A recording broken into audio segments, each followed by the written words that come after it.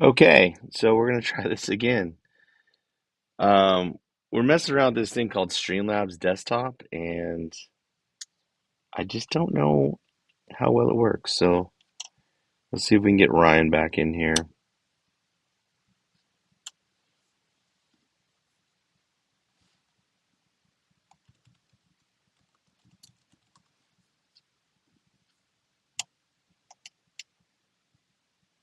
I figured out the audio thing, I think.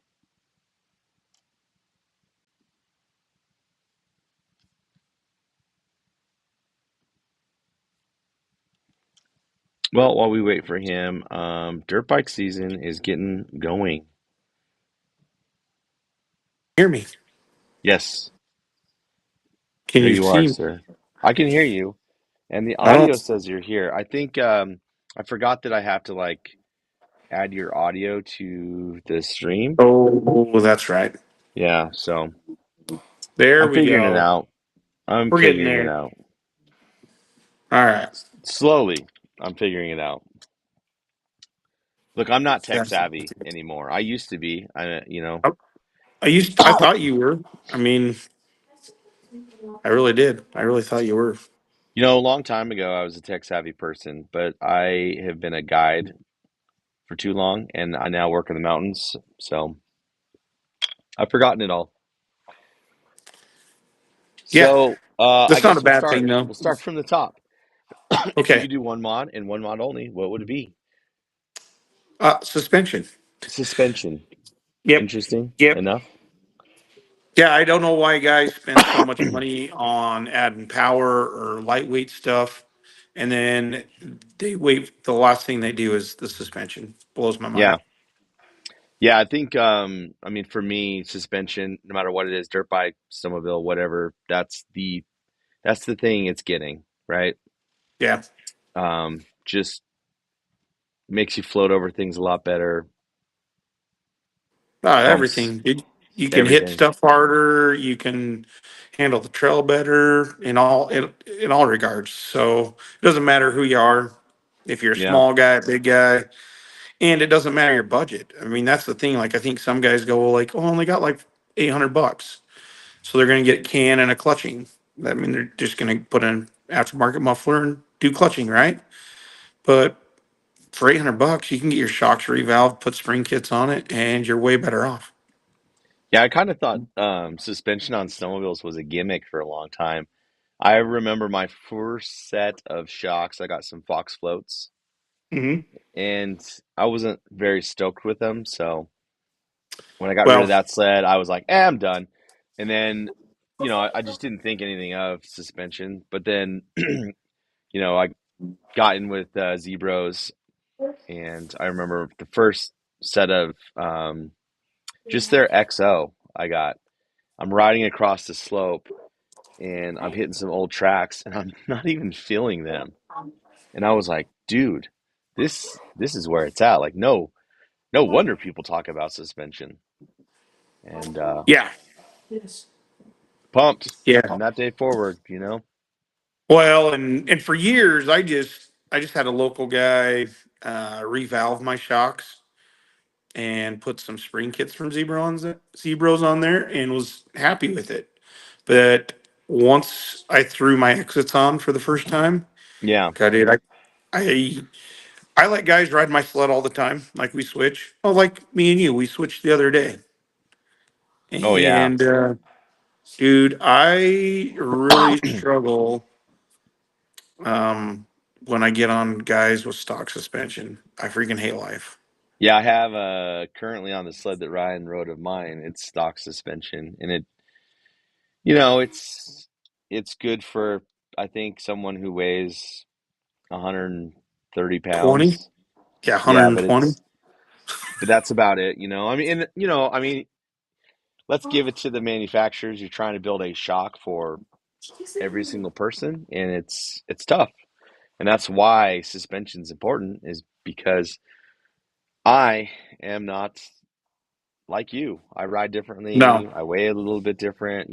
Everything about me is different from the next rider, and so you really need to get your suspension tuned for you. it does make a huge difference. It And does. But you got but on my sled and it felt good still, even though oh, they're it probably a did, little heavier. it did. And Yeah.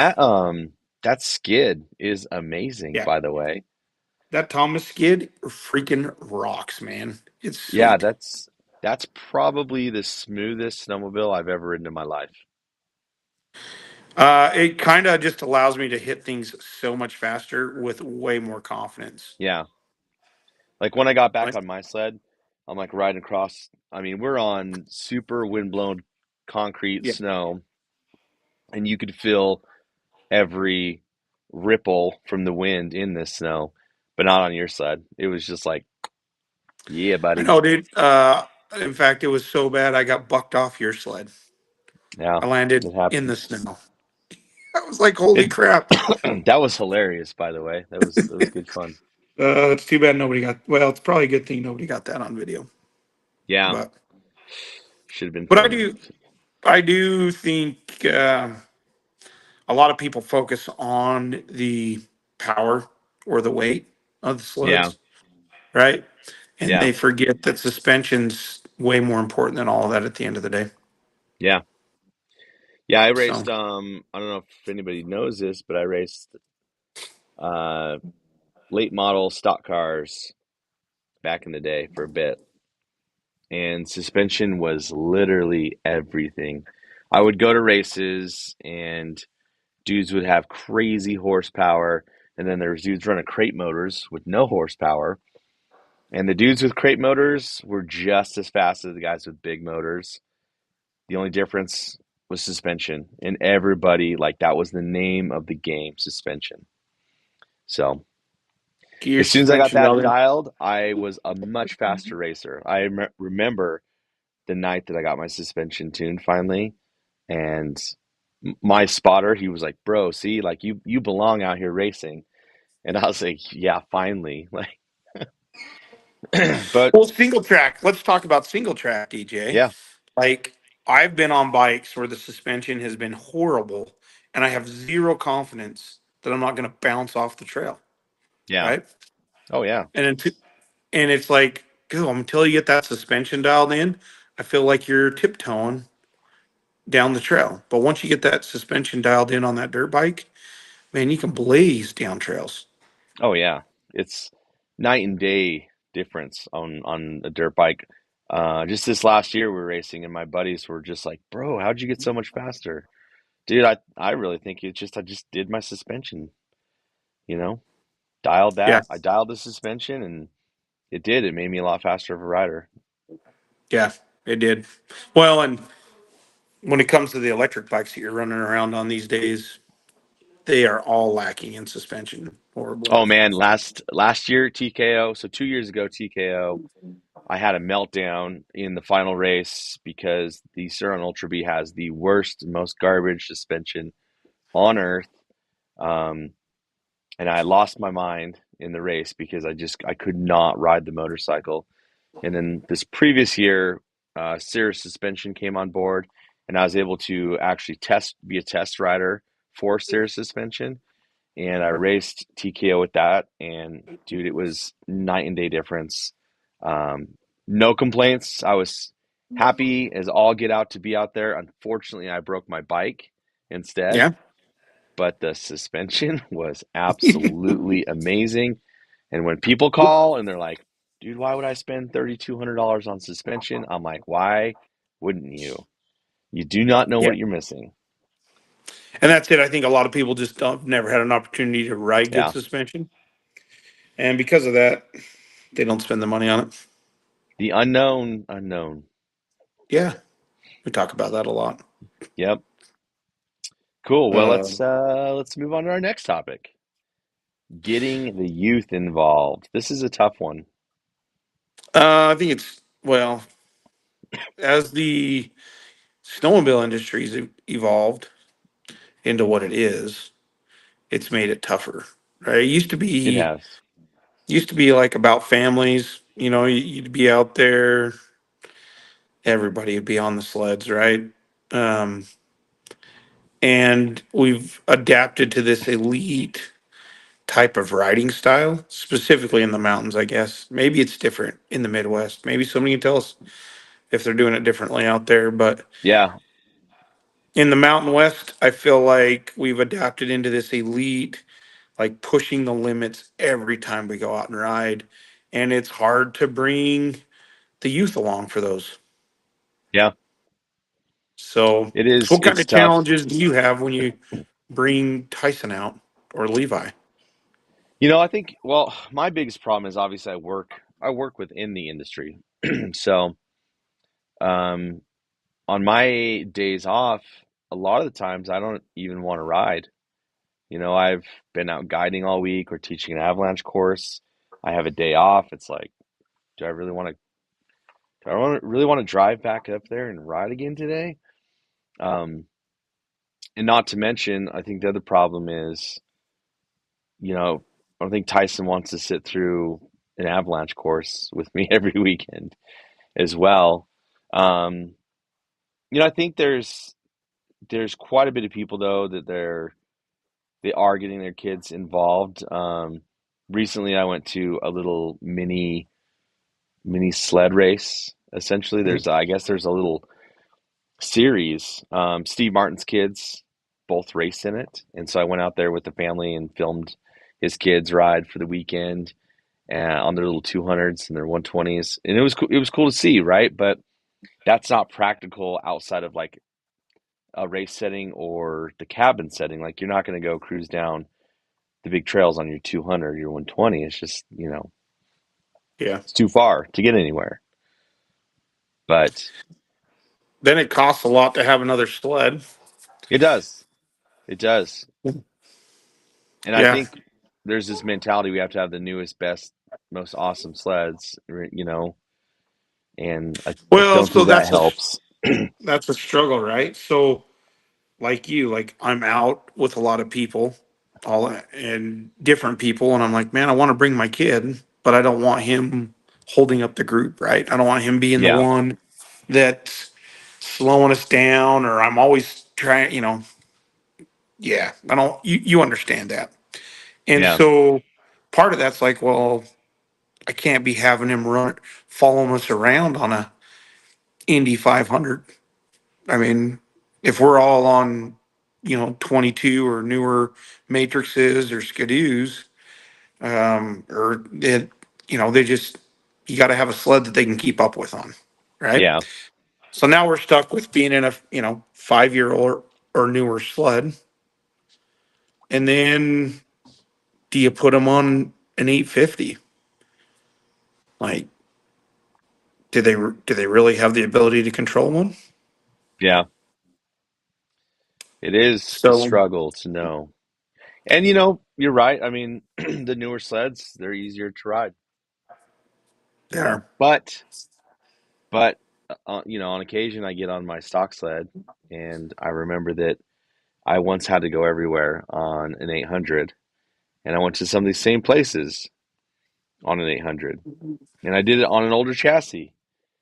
yeah. So, I mean, I think if your wife is going to ride with you a lot, maybe put her on the newer sled. You can ride the older sled, or Well, I don't want my kid riding so my brand new sled though. He doesn't need a turbo. no, well, the kids don't need a turbo. Let's get that straight. So, a couple of things. I had an opportunity to ride. Did a volunteered as a guide, basically donated my time for the Wallowa Avalanche Center, right? Hmm. And um, we did a 2 day riding clinic. And in that clinic, we kind of split up between beginners and advanced riders. And Aaron took the beginners, I took the advanced. I don't know why. Like he typically does a better job with the advanced guys than I do, and some reason, whatever. So I got the advanced group, but within that advanced group, there was a father and son, and the kid was 13 years old, ripping around on a Matrix 650 146 slash, and day one, we kept it fairly simple. Tried a couple of difficult things here and there, but um, kind of worked on some positioning and stuff.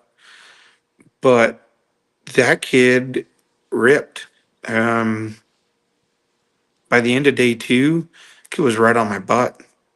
We put Yeah, him out of his comfort zone. He put the sled into a tree a couple of times.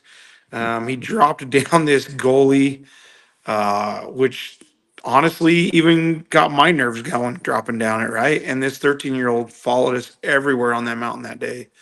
And I'm that's cool. like, if I could get basically what it told me is I need to take the time with my boys to get them Yeah, to that riding ability. Because if they're at that riding ability, I have no problem bringing them with anybody, yeah, right? And we teach people how to ride every day, yeah, right? We know yep, how to do it. yeah. Every day. I mean, every That's time we're on the true. snow, I feel like we're giving pointers to somebody. Yeah, yeah. I would like to get out and actually ride with my kid a little more. I took him once last year. I Sucked, think I took my boys twice last year. and it's been a busier winter this year. I haven't even gotten him out yet, so really Same sucks. here. I'm hoping this weekend. It's my Yeah. goal this weekend. You got a class this weekend, Yep. right? I do. Yeah. So, Still some spots left, people. If you want to come to an avalanche course, yeah. it's a good time.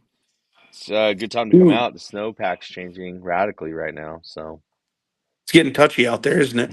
it is. Well, Um, let's talk about yeah. why hire a guide. I see. Dude.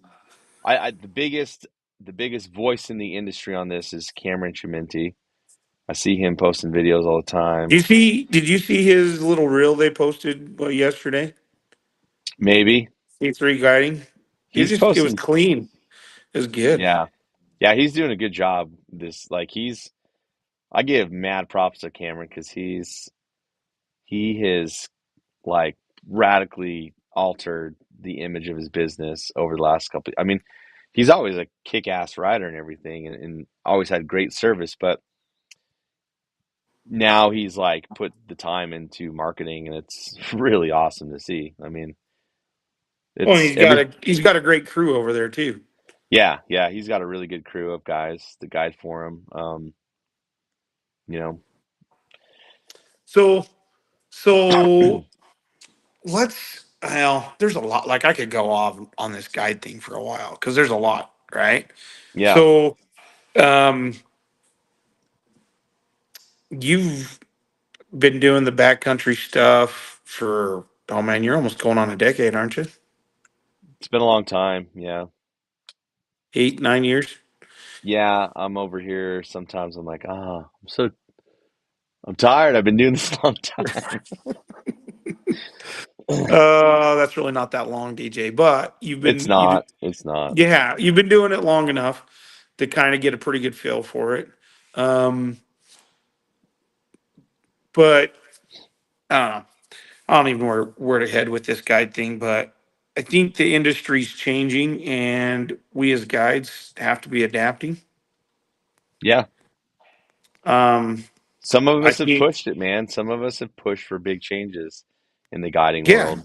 Like, let's just go back. Like, I mean, even 10 years ago, yeah, how many people were actually guides? I mean, you could probably get on Facebook and you could find a dude to show you around, but like, let's be real. What did he actually know aside from a couple of his own riding zones? Like, did he know anything about avalanche danger? Did he know about, you know, getting his clients to ride safely in the atmosphere? Did he know? No, none of no, this. This is no. all new Well, stuff. Like, they just, well, and depending on how good of a job they did showing people around, um, it was what do I want to say? Like it was, I mean, it was cowboyish. Like it depending on was. the client, right? Depending on depending on the guide or the person showing around, the group going out with them could have either the best day of their life or Or the worst. the worst. And I think there's a lot of people that are tainted about backcountry snowmobile guides because they've had some bad experiences. Yep. Um, I think there's this. Do you still see it? You still see it all the time on Facebook. People reaching out, going, "Hey, gonna go hit this new area. Anybody want to show us around?" They're not going and looking for an actual guide service in the area. Yeah, And I mean, I know there's plenty of people that are like, "Yeah, we'll show you around, no big deal." And they in a sense, it's illegally guiding. I mean, it's organized. Maybe they're not paying the guy anything. Maybe they're not compensating him for anything.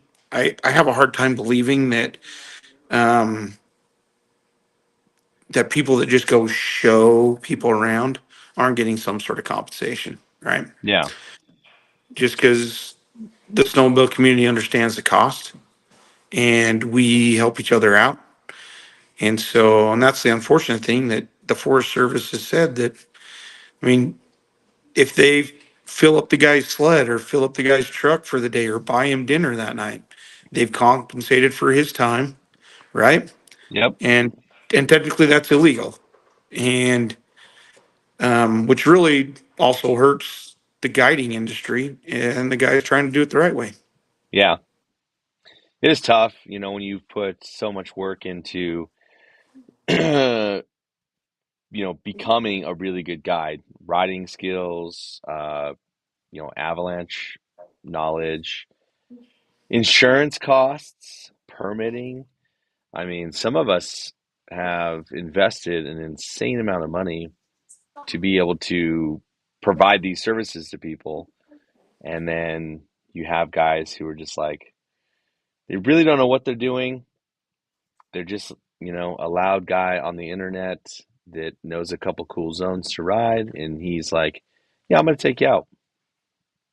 Just a different experience, Like, I can tell you right now, I know every nook and cranny of our whole entire mountain. And it's really, really rare for you not to ride amazing, untouched snow if you ride with me. You're Well, pretty much guaranteed it. You're pretty much guaranteed it. so what are some things that over the years you've changed to guarantee that? Yeah, so one of the biggest things is I catalog all my terrain, right? I've Hmm. drawn out on a map all the zones, placed them in boxes or alleyways or lanes or whatever. And I watch the weather behind each one of those zones, how it comes in, where the storm deposited the most snow. Um, things are based off of people's riding skills. So upon getting here, it's like, look, if you can shred the gnar, I'm going to take you on a ride that the locals don't even know exists, right? Um, it's it's an experience. It really, like, I've built this thing as an experience. It's not just show up, let's go bang a couple mountainsides, do a couple bow ties, and move on to the next zone. This is truly an experience where you see the mountain, you ride technical terrain if you have the ability to ride it, or you get 1,000 fresh meadows that are untouched because that's all you can handle, right? I mean, it really is like you have to read people, and it's not about me going out and showing you how great of a rider I am. It's more or less me getting you into having the best day of your life, right? Making sure you're unstuck quickly, uh, things like that, making sure we can get you into the next zone easily.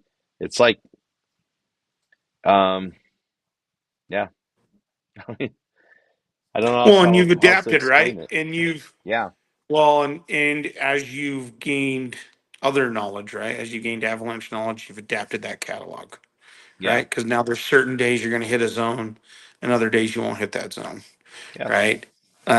You've found and built routes into zones that, I mean, if me and Aaron have done the same thing where we've built routes or we know the route that can get the most newest of riders into this awesome zone, or we can take the gnarliest of ways in to that zone, right? yeah.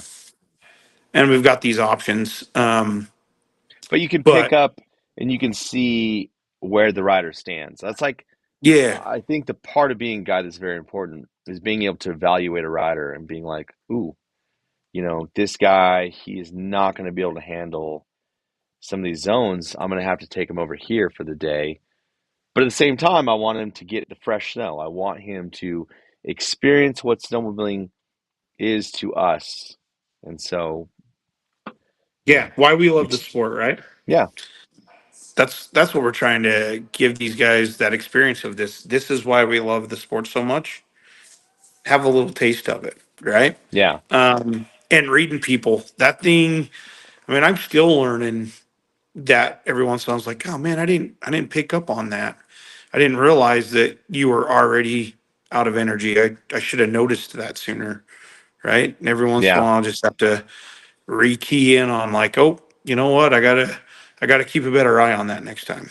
yeah. Things like that, right? Well, and then just the overall safety of this whole thing, like whether that's avalanche safety, whether that's weather that's coming into the area that, you know, this whole thing is a bunch of little things before we even go ride. And I don't know that a lot of guides are practicing that, you know? Yeah. Are they sitting Well, and I down in the think morning and Canada's deciding? changing it up, right? Canada's changing it. They're putting Yeah, in some standards. They're making it so that not anybody can just, I mean, at the end of the day, I mean, you can't stop somebody. It's like, oh yeah, I'll come show you my zone, um, but they're taking a lot of risk, and so Canada put in, what do they call it, the Canadian Motorized Guide Association, yeah, CMGA, something like that. Yeah, something like that.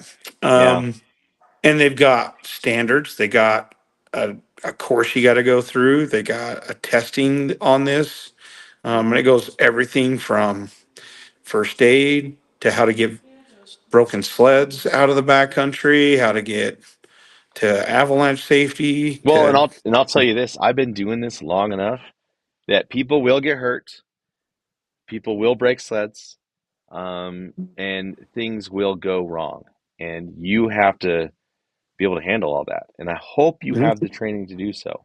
I hope you have the medical training. I hope you, because what are you going to do? What if you're one of these illegal guides who has no training? Like what do you turn to? You're just going to call SAR and, yeah, oops, sorry yeah. guys, sorry about your day, you know? Well, and know when you can drop into a zone, and when you can't drop into a zone, Yeah, right? And I don't think people understand that when they're like, "Yeah, come on out, I'll show you my zone." The liability they're taking when they take people out on the mountain, right? yeah, People are trusting them to not put them in harm's way. They're trusting them to make sure they come back home safely. And these guys that are doing that without any of the training, and more importantly, like it's one thing to have some guy just online on Facebook or whatever being like, "Yeah, dude, I'll show you my zone." It's another thing. Like saw an actual company promoting their new guide, and the first thing I would come up was like, "Oh, hey, what's your avalanche training? Do you have a professional level one? Because you're now in a professional position as a mm-hmm, guide. Have you taken your pro one? Do you have professional avalanche education? Do you just have the basic first aid, like put a band-aid on, do CPR? Or have you actually taken a wilderness first aid or wilderness first responder? Have you taken advanced medical?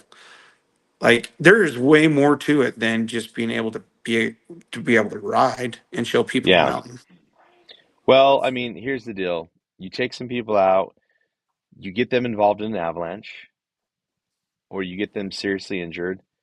There's a good chance you're going to get sued, especially in today's environment with people. Um, Yeah. you know, then what? If you don't have that knowledge, is you're guiding people into places. A good example of this is just in the area that I guide. There's another company. They don't have any. I think they have one guide that came to one of my level ones, but overall, they don't have any understanding. And they market it as, well, we do trail tours. Well, there's a a piece of the trail that slides all the time. It's knocked a cat off. It's buried a snow biker. Like, you know, And they and probably don't send them out with any avalanche gear because no, they're just doing trail none, rides, right? zero, zero. Yeah. And it's just the way they roll, man. They're just out there having a good day. They don't really care about anything else. No, And you and have to that's care. Unfortunately, like as much as I would love to just not care, go out there and shred every day, it's my duty to my clients that are coming that I know and understand the snowpack, where we can safely allow them to ride, because we don't this isn't a ski resort. We don't throw bombs and mitigate the backcountry. These dangers are real. They exist, especially in places like Colorado, Wyoming, Utah, where we have continental snowpack and it's garbage, and we're honestly always really dealing with bad. persistent weak layers. You have to roll into zones and be like, dude, you guys cannot touch that. And a lot of times Yeah. people won't listen. And so the other thing is just guiding them to areas around that stuff so it doesn't even become a possibility. And Yeah. can your guide safely do that? Can these dudes that you're hiring safely do that for you? Oh, and the I guys love that are just out there on the Facebook, like, yeah, dude, I'll show you your zone. yeah, Are they taking any of that into consideration? yeah. Oh, something I found really awesome is Caleb Kosturki's up taking some avalanche Yeah. education right now. I've been noticing over the past few years he's been doing that, and that like psychs me out. That's really rad to see. It's awesome. Um, Well, Kudos to he's him. yeah. So I think he's getting pushed by Levi. Me and Levi Green yeah, get um we talk I wouldn't say like regularly, but we talk pretty often, and it's awesome to see him, Levi, kind of pushing that. I remember that I had a phone call with Levi one day, and he's like, "Dude, you, Caleb, you got to understand, like everywhere you're riding is avalanche terrain, oh everywhere, yeah, yeah, like everywhere.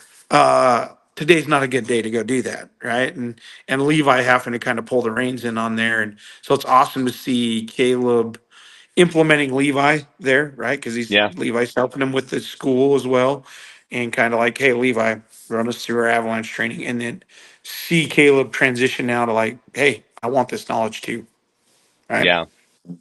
Which it's crazy the influence he has on the industry He and does.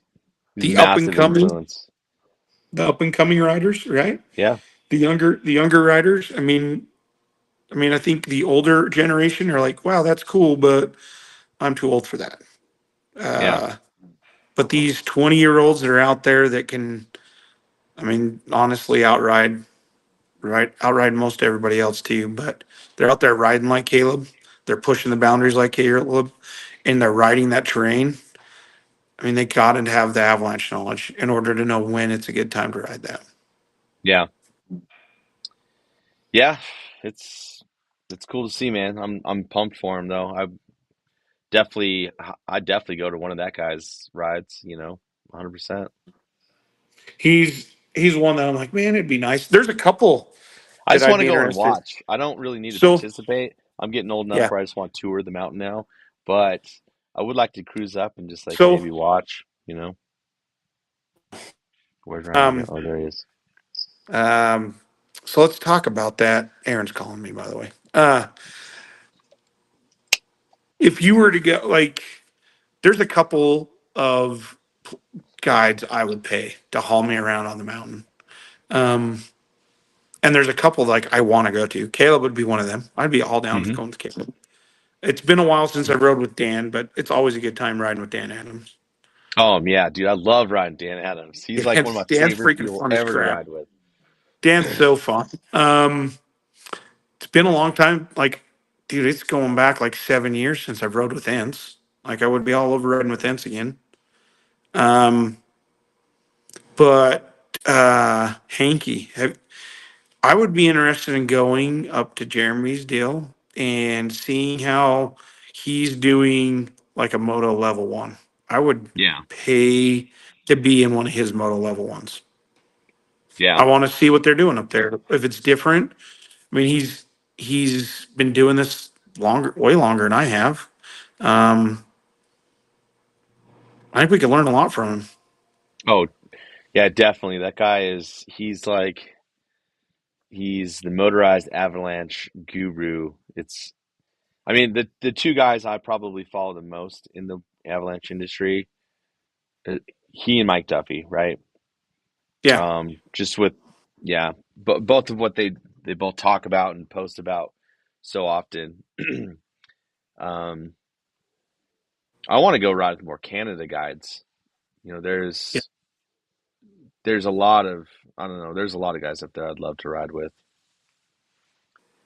Did I go And hang with Julianne Chapman? It's been a man. I've rode with Julianne and Ashley. It's been a while since I rode with either one of those. They freaking rip. They yeah, fun to ride with those kids. We had Ashley come down one year. Uh huh. Um, yeah, And do like it a was fun. ride with the pro deal. No, we did a women's riding clinic with her and Steph Dean. Okay. Yeah, but yeah, I didn't get to go on any real adventure rides um, with her though. We just kind of scouted some places. We were gonna hold the clinic, but that was about it. And I'd be there's a couple. I really like. I've been thinking about that. Just watching Hankey's posts lately as he's really pushed the Avalanche knowledge, especially this year. A lot more on social media, I think, than he's had in the past.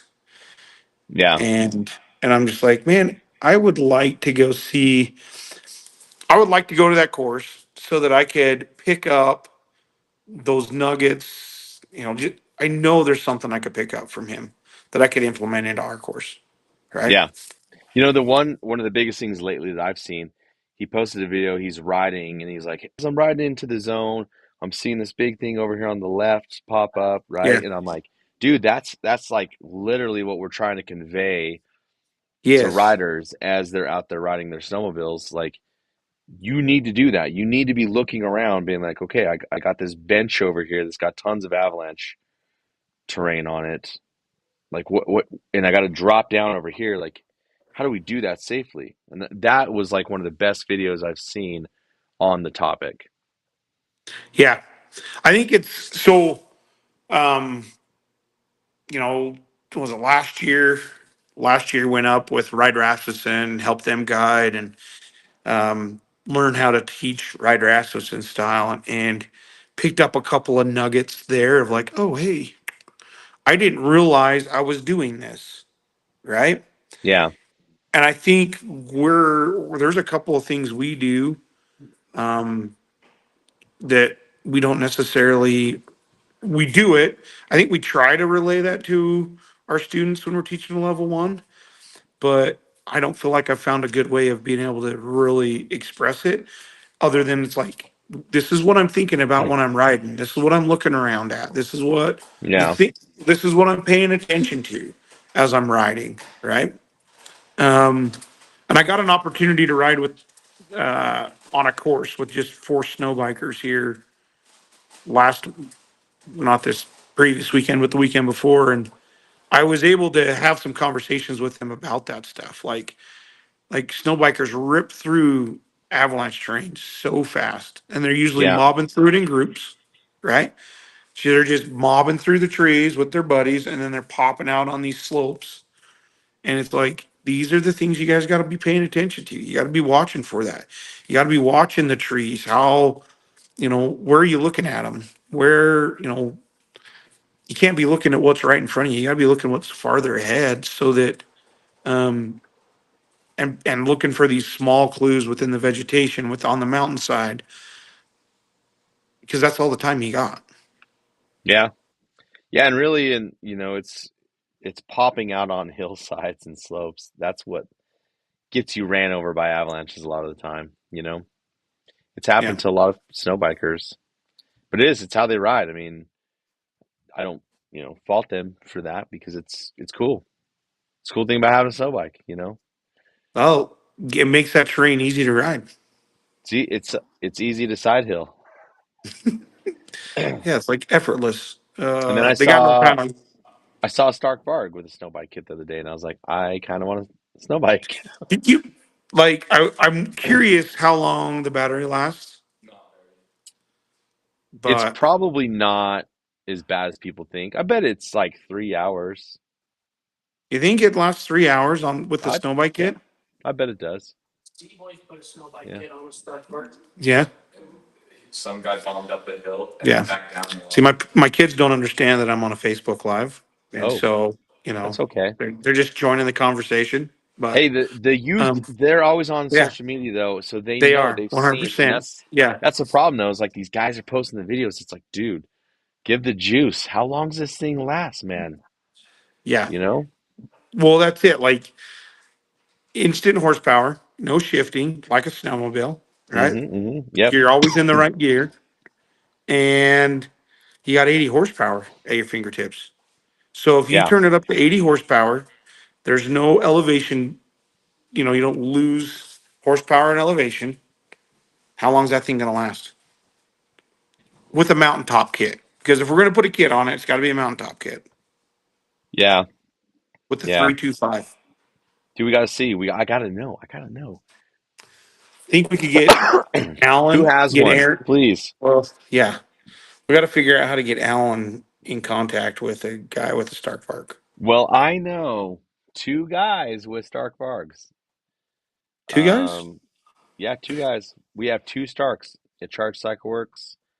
I bet I could talk Brian into or Nate into, doing a little So we fun need video. we need to get a kit. We need to get a mountaintop kit Yeah. and a Stark Vark, and then we need to go out with Alan on his KTM 450 and compare, Yeah. That'd be fun. right? Because Alan's bike rips.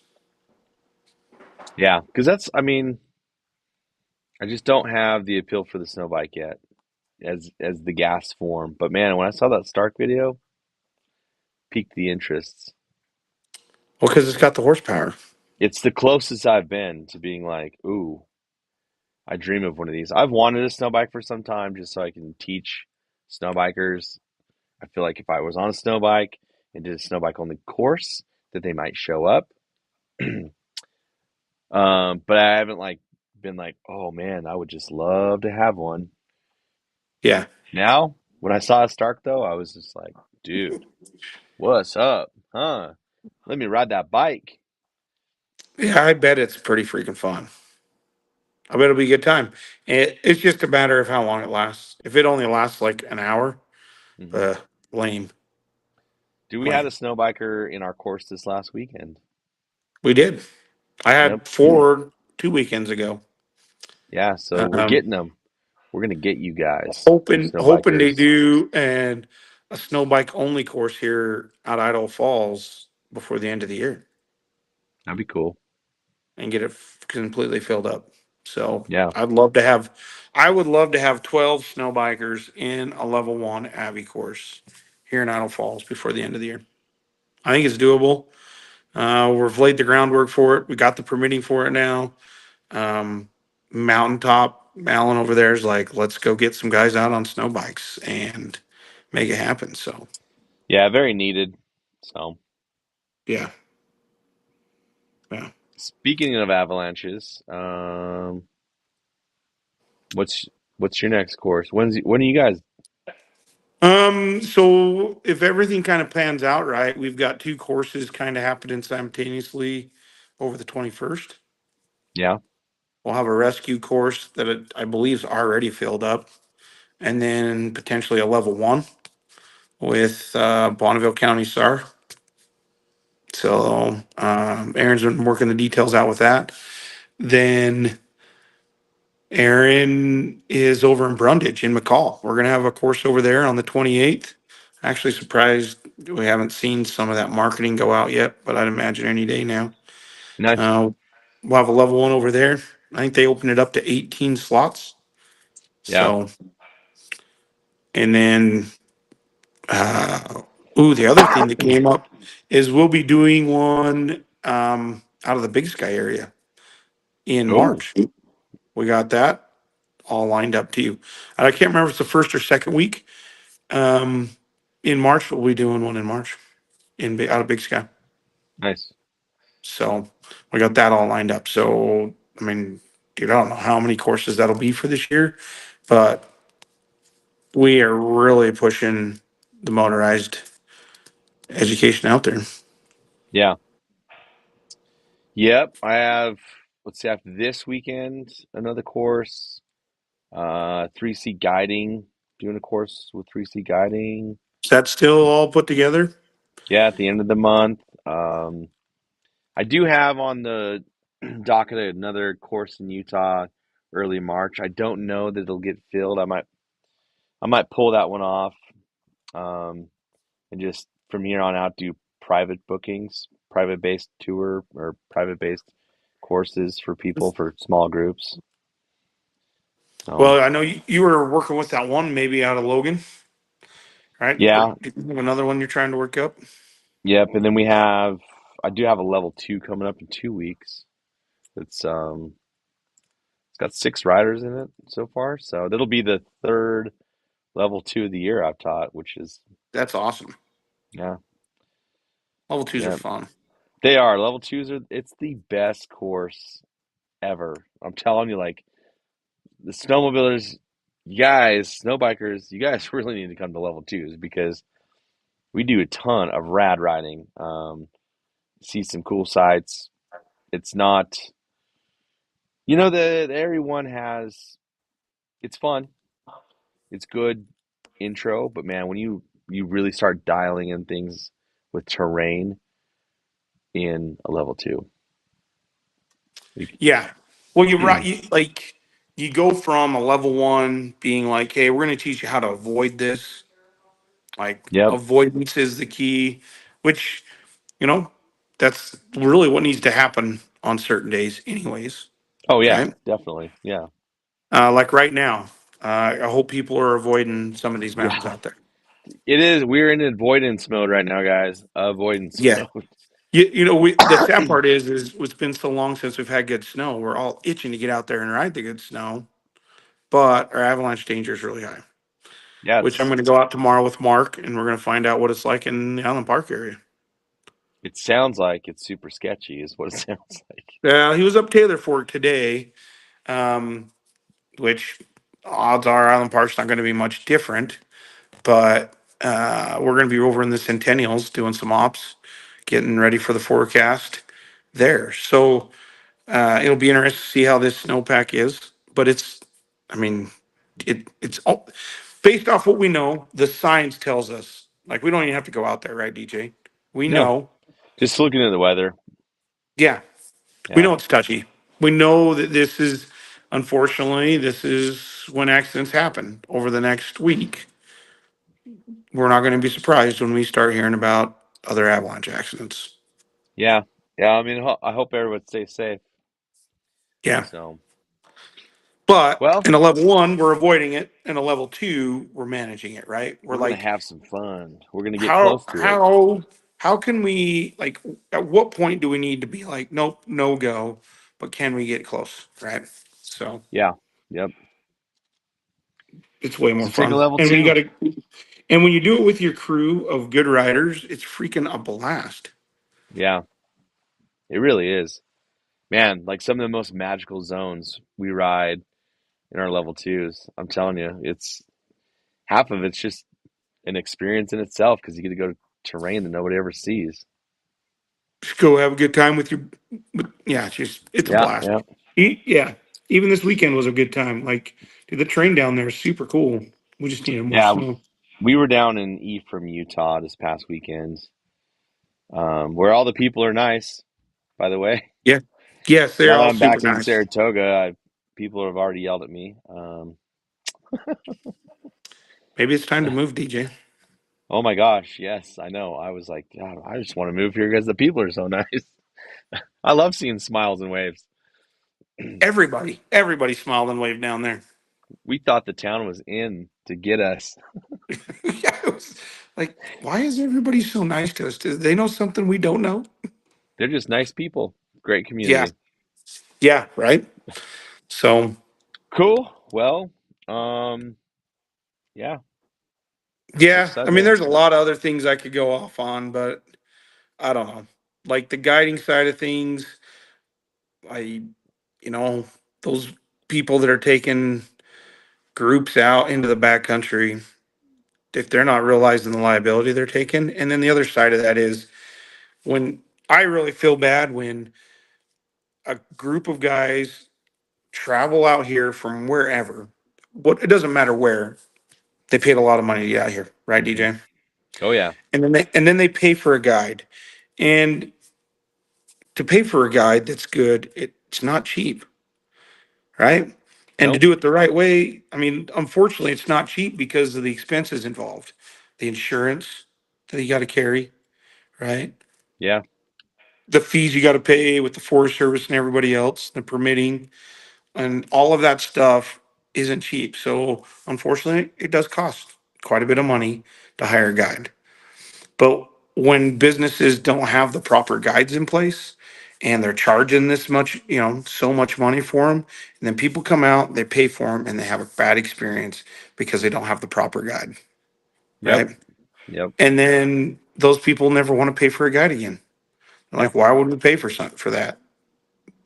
It's like, well, if you only knew what a good guide will get you, you'd be willing to pay for a guide every time. Yep. I have guys all the time hit me up from, hey DJ, I rode with you 2 years ago. It was amazing. When can I come back out? Like Yeah. so, I bet you half my business is repeat customers. Well, and that's where Dan Adams is at. That's where Sands at. That's where Yeah. Ince is at. That's where Brant's at. These are guys that have got good at it, right? And the same groups are coming back. Why? Because of the experience they're getting, Yep. right? Yeah. That's what you provide. That's what me and Aaron provide. Um, are there times where we have an off day and maybe it wasn't the best? It happens, right? We don't. Hmm. We can't control everything on the mountain every day. I Can't got heat control. stroke Yeah, on a dirt bike tour. I got heat stroke this year, about an yeah, hour into our ride, and they spent the rest of the day rescuing me. it happens. It does. It was shitty, and so I need to hit that guy up and tell him to come back because I owe him a really good ride. Yeah, yes, you do. Thanks for saving my Uh, life. yeah, but there's that. I mean, we need to figure out ways to get youth involved more. I think I've kind of come to the realization that I just need to take the kid out. And, when there's that opportunity, honestly, my kid can ride as good as most of these guys I take out on the mountain, anyways. Like, really, he Yeah, really can. Both of them can. So, um, I just need to take them with us, right? yeah, But I'm also conscientious of the fact that if if I'm teaching an avalanche course and I'm getting compensated for that, my responsibilities to those clients, those students, right? Um, that's the that thing comes that I first. struggle with. My kid is more than capable of rider, but when people are paying to be here, um, it's my number one goal that they have the best day of their life. That's like literally the Hmm. motto I live by, right? And I don't want any outside distractions from that. Yeah, and that's the You know? tough part with the kid, right? Like I want to Yep. bring him. I think he could hang, but if we're in that situation where it's like all I'm doing is getting my kid unstuck, and I'm not able to give the customers the attention they deserve or get them into the zone they deserve to be in, because my kid's the one holding us back. God, it's a fine line there, and it's hard to make that happen. Yep. So, Sweet. all Well, right, dude, I'm gonna and go just fix my trails west oh, did you tomorrow. get your trailer, or are you going up to I gotta go to Evanston to Evanston and get it? grab it. Yeah. Gonna go It's fix it. not on Facebook in Utah Snowmobile forums. It's not the trailer that's stuck It's in the not the ditch. trailer that's off in the Okay? ditch. That's Well, happened to me before, but I it's looked at it not, really I'm not the hard. guy, okay? I looked at it when I saw that, and I was like, that can't be DJ's trailer because Yeah, people DJ's are like trailer. tagging me. DJ, is that you? No, it's not me. No, But I've been there. you're I've the been first there one and that I came feel to mind for me, sorry. dude. I feel sorry for the guy. And you know what? We need to quit chewing people up on the internet. Knock it off, dude. Yeah. Who knows what happened? Maybe a sled pulled out in front of him. Maybe he couldn't see. I've been up Strawberry. I drove into a ditch one time because you literally couldn't see 6 inches in front of the windshield. So I drove off the road to miss a deer one time. yeah, Luckily, I yep, was going fast enough. I got back on, but I didn't think I was getting him. yeah. So, So quit um, making assumptions, people. yeah, yeah. So, all right, dude. Well, Okay. maybe something big will happen, and next week we can talk about something awesome, or you Yeah, can yeah. get somebody else I was on gonna here. say throw like, yo, y'all, throw up some suggestions on what you'd love to hear us talk about. Yeah, Um, maybe they where got this is somebody else they something. want you to talk with rather than Yeah, this just is me. something I've been wanting to do for years, and I'm just getting this thing rolling. Obviously, Ryan's one of my closest friends, so that's why he's on here with me. But yeah, throw up some topics. Maybe there's somebody you want me to have on the show. I'm Huh? gonna have Aaron Case on here, and Aaron Case and I are gonna talk about some stuff he's passionate about. I think I'll probably do that next Sunday. Um, You know what you should but do, DJ? You yeah. should figure out a way or see if you can get Steve Martin and Dave Norona. Is that did I Oh my say at God, the same time? that's a great you, idea. could you get them both on at the same time? You think? Yeah, yeah, we gotta. Yeah, we have to make that happen Oh because yeah. oh my You, gosh, those guys, you see, I wish you could pull his clip up from this week that he did dude. about servicing his clutches. That was freaking gold. Go to Dave Nerona's Instagram and look up his latest videos on servicing clutches. It's the funniest video I've ever seen. I don't even know how he did it. Like, I Yeah, mean, I know a little bit. Like I could see a little bit, but at the same time, I'm like, is he really that small? dude, And I know he's when he pulled his side cover like, off and fell down. I mean, it looks like it's the size of his body. Is it really that big on a skidoo, or is Dave just that small? No, the Skidoo side panel's tiny. He makes it look huge. I know that was good. Oh, dude! And then he used the ladder to climb. Oh, dude! Oh man, that was awesome. That was Uh, so good. kudos to those boys. Yeah. I wish we could come up. I wish I had that type of imagination, ingenuitive. Right? Same. Like that'd be hilarious. Oh, and then Steve's just funny as all get out too. I'm surprised Steve hasn't come back with something. Steve Is he is work busy right now. I racing? don't I know. I don't know what he's doing, but I have assumptions on what he's doing. But Is he got something in the works to come back? he's gone right now. Oh, I think he left tonight oh, actually. oh, he's with Skidoo. I don't know what he's doing. He won't tell He's me. not he's Dude, not if writing the new yeah, ones. yeah, Yeah.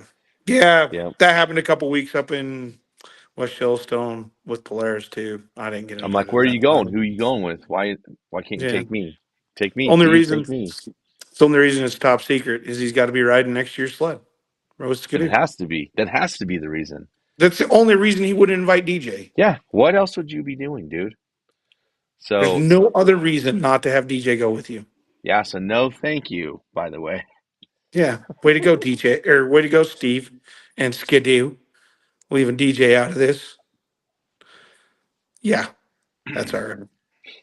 That's It's all right. We fine. were doing something better this weekend, anyways. It's the good thing news is we just had a big storm. Steve can't go ride it. My trailer is at Steve's shop that I have to Ooh. go get. So if you see where I'm going with this, Steve, So because you didn't take me, expect your zones to be destroyed. can I come down? Maybe Yeah, I'll maybe I'll grab Mark and me and Staples will head down there and ride Steve's zone. we should. We should all Go track it destroy up. his zones Just while he's track gone. his zone up while he's gone as punishment for not Hmm. taking you. Should have never left me alone here, Steve. That's right. He'll have Okay, retaliation. I know. We'll talk.